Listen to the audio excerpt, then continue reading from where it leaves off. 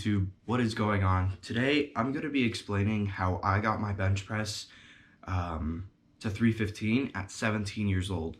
Completely natural, of course. So let's kind of go back a little bit in time. I think around March, I posted a reel of me benching 245.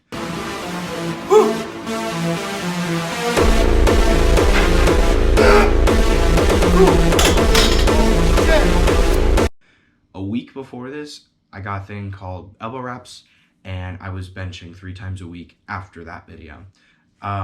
So pretty much my max was 245 raw. Nothing too bad. I mean, I was 180 pounds, so I mean, it was okay, but there could always be more. So a week after that, I had bought these things called elbow wraps, and I've been benching 3 times a week, doing all these sorts of exercises, and I'm going to tell you guys how you can do the same thing and do the same thing as me. What did I do to get to 315? Well, the first thing I did, and it's kind of controversial in the fitness industry, more so the powerlifting, is getting elbow wraps. I think these are very, very useful to have if you're trying to get to that max that you want to get to. I am not competing in any sort of powerlifting meet, so I don't consider these as cheating. You will often hear people say that these are cheating. Oh, it doesn't count. Oh, the PR doesn't count because you use elbow wraps. The elbow wraps necessarily aren't as a cheat way. I don't know how to explain it. You can't really it's not really cheating using the elbow wraps compared to like a slingshot. A slingshot, of course, but elbow wraps, it still takes you, like, it requires strength to get that up. So don't let anybody tell you that your PRs don't count if you post your PRs online, like what I do, and just use them. I would definitely get elbow wraps. They are essential to use if you're just trying to go for that PR to tell your kids that you hit when you were in high school. Now, the second thing is bench more. I can't express this enough. It goes for everything in life. The more you do it, the better you get at it. So bench more. What I did to get my bench up was I did it 3 times a week. I did it on Monday, Wednesday, and Friday. And my chest days were on Monday and Friday. Leg day was on Wednesday. But what I did is I would come in, bench, as soon as I'm done, just train legs. It's not that difficult. That's what I did, was Monday, Wednesday, Friday, and even technically almost 4 times a week with my accessories, and I'll get into that later. So yes, bench more to bench bigger. This is what I'd say. Now, the third thing I want to talk about is train your accessories.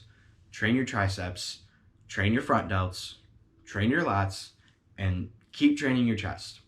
What I did to train my triceps is I saw this, I would get a weighted dip belt, and I got one for $35 on Amazon.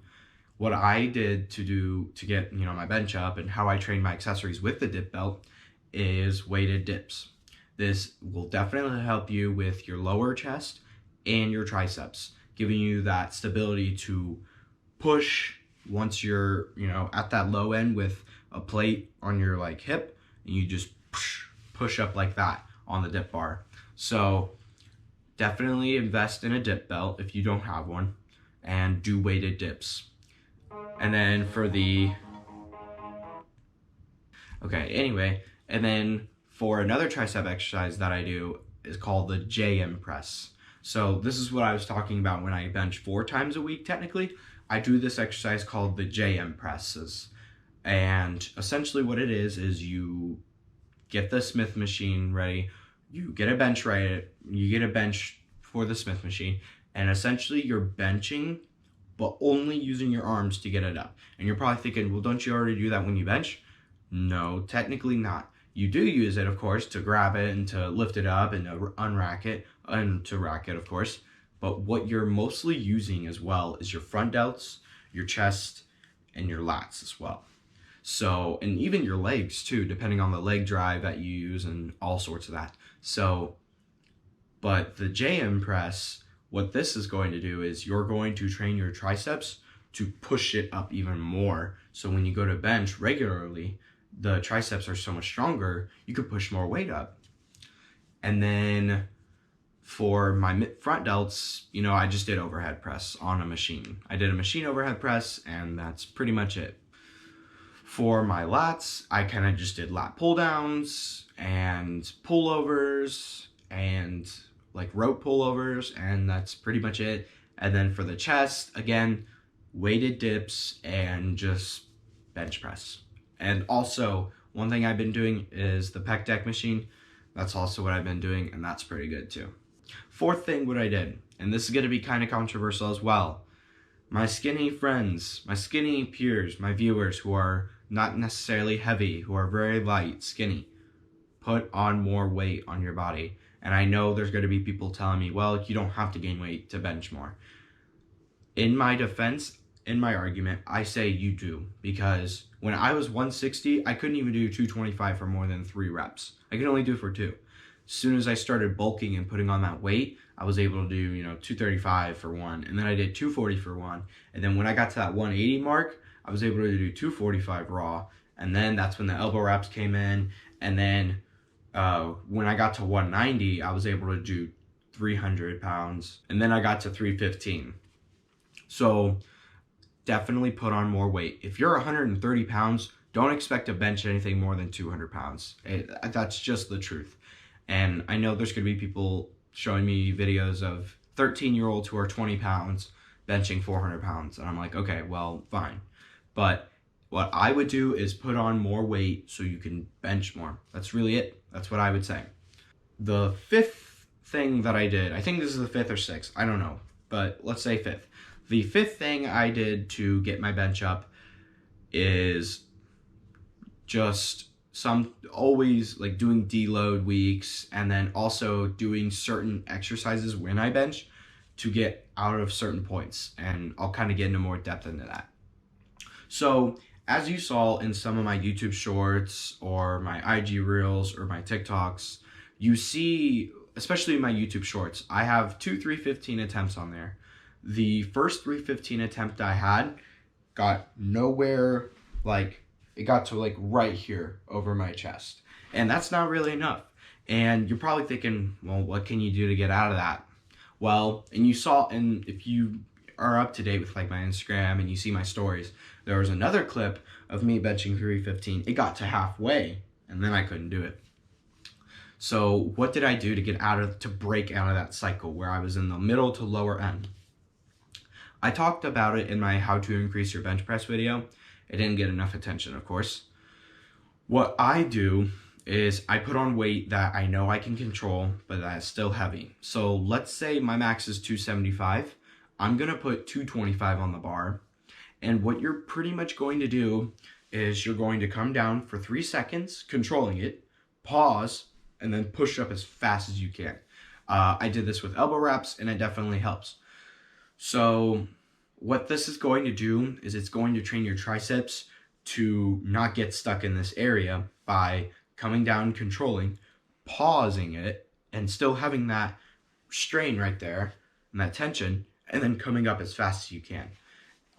That'll build the triceps. It'll build the habit of when you come down here, you want to push more, especially the 4th rep. Like I'll do 235 for 5 reps. When I get to the 4th to 5th rep, it feels like a PR. Like I can compare it to when I try to PR, it feels super, super difficult to get up. So that is what I would do. If you're one of those people, and it really hasn't happened to me in a long time, if you get stuck in the upper range, like you can barely get it up, what I would do is, let's say my max is 275 pounds. We're just going to use 275 as an example for everything. Let's say my max is 275. I'm going to put 365 pounds on the bar. And what I would do is, like, especially if your gym isn't crowded, definitely try this, is put 365 pounds, put on weight you know you can't do, and just unrack it and hold it there. But don't lock out too much to where you just break. But what I would do, again, unrack, keep it up there for like 8 to 10 seconds. What this is going to do is it's going to build that habit of your triceps locking out. It's just going to train it to lock out more. And whenever you go for that PR, it's not going to feel as heavy trying to lock out. Because why? Because you just unracked 405 pounds for like 8 seconds. So how often I did this was once every 2 weeks. It wasn't something I did frequently just because it could cause a lot of fatigue. But the coming down for 3 seconds, pause, and then pushing up, I did this after I did it twice a week after my top set. It really helps. Okay, so we've talked about things that I did to get to this moment. What are things that I did in the moment? I'm going to be kind of explaining that because I did do a lot behind the scenes. So the day before I hit that on Sunday, I got this, it's like a bottle, it's called Pedialyte. And a lot of you will probably know what that is. It's pretty much an electrolyte booster. It's kind of for babies, but it's an electrolyte booster, like big bottle. It's got a thick texture to it. It's not the best. Definitely don't chug it. You're supposed to take sips at a time. But what this is going to do, and Lex Little talked about this, so giving full credit to him, this is in one of his older videos. But what this is going to do is you're going to wake up more energized because you are going to have so much more electrolytes at the start of the day, and it's going to give you a lot more of an energy boost. So I had a whole thing of Pedialyte the day before, and I suggest resting the day before you go for that big PR. So if you bench on Mondays, and you're going to go for that big, 225, 275, 315, 405, 495, what you're going to want to do is you're going to want to rest fully that whole day. Don't do anything. Just lay in bed all day, relax, and stay calm the whole time. Don't try to be as less nervous or stressed as you can.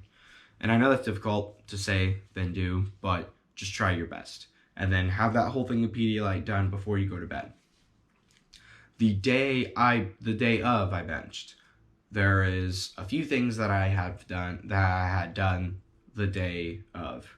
And you're probably thinking, okay, 100 milligrams a test, Anavar, D-ball. No, you're not gonna hear any steroids. Sorry guys. But the day of, I got a really bad migraine. And I thought that was it. Like, I'm not going to be able to bench heavy. My head's killing me. I can't do it. What I did is, of course, I took a power nap.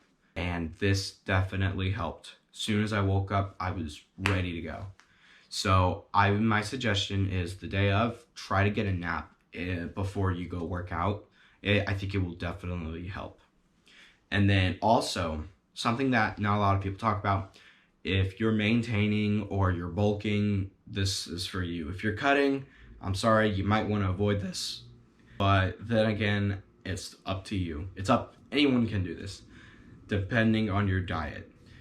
Bring some sort of candy. And I know, it's stereotypical. Powerlifters, they go take a nap on the bench, and they've got their Sour Patch Kids with them. And a lot of people make fun of it, but not necessarily talk about it. And I'm going to talk about what it kind of does. It's pretty explanatory. There's carbs in candy. There's sugar in candy. What the carbs are going to do is it's going to help refuel you. Definitely eat candy, in your warm-up sets. Definitely have, a bite of it. What I had was the Sweet Tarts, cherry. No, the strawberry ones. The strawberry ones, they were really good. My suggestion is to get that. And if your gym doesn't allow candy, just try to be very low-key about it, of course. So, yeah, the day before, I had a Pedialyte, completely rested. The day of, I took a power nap, and I had candy. So, yeah, this is everything that I have done to get my bench up, pretty much. This is all that I've done. And anyone can do it, really. I feel like it's just so crazy to me how I dreamed of this, how I wanted to get to this point, and now I'm here, and I'm just super thankful. I want to thank, all my friends who have, stayed by my side this whole time, who have watched me grow and watched me continue. I want to thank my coach and my best friend even, for helping me out throughout this whole thing. None of this would be because of him. Without him, none of this would happen. He has given me a lot of tips, and he's put me at a level that I know that I cannot fail. So, yeah, I want to thank my coach. He's my best friend. And I want to thank my family members as well. You guys are all awesome. I love you guys. But yeah, that's going to be the end of today's video. If you guys thought all these tips were helpful, please let me know.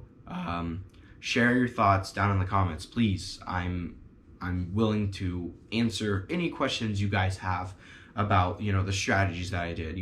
Why did you do this? How did it help? If I didn't cover it, I apologize, and I'm more than willing to cover it in my comment section. Or if you want, shoot me a text on Instagram. I'll leave my socials down in the description. And yeah, I'll see you guys in the next video. Take care.